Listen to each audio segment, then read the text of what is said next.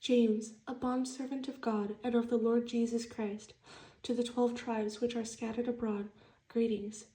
My brethren, count it all joy when you fall into various trials, knowing that the testing of your faith produces patience, but let patience have its perfect work, that you may be perfect and complete, lacking nothing. If any of you lacks wisdom, let him ask of God, who gives to all liberally and without reproach, and it will be given to him. But let him ask in faith, with no doubting. For he who doubts is like a wave of the sea, driven and tossed by the wind. For let not that man suppose that he will receive anything from the Lord. He is a double-minded man, unstable in all his ways. Let the lowly brother glory in his exaltation, but the rich in his humiliation, because as a flower of the field he will pass away. For no sooner has the sun risen with a burning heat than it withers the grass. If its flower falls and its beautiful appearance perishes, so the rich man also will fade away in his pursuits. Blessed is the man who endures temptation, for when he has been approved, he will receive the crown of life, which the Lord has promised to those who love him. Let no one say when he is tempted, I am tempted by God. For God cannot be tempted by evil, nor does he himself tempt anyone. But each one is tempted when he is drawn away by his own desires and enticed.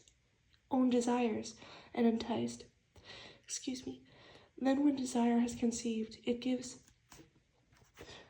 birth to sin, and sin, when it is fully grown, brings forth death. Do not be deceived, my beloved brethren.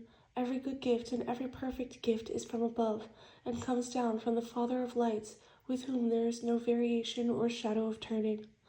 Of his own will he brought us forth by the word of truth, that we might be a kind of first fruits of his creatures. So then, my beloved brethren, let every man be swift to hear, slow to speak, slow to wrath, for the wrath of man does not produce the righteousness of God.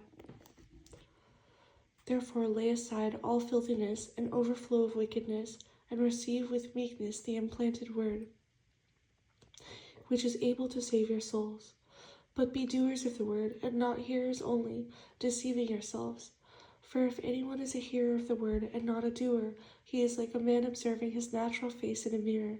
For he observes himself, goes away, and immediately forgets what kind of man he was.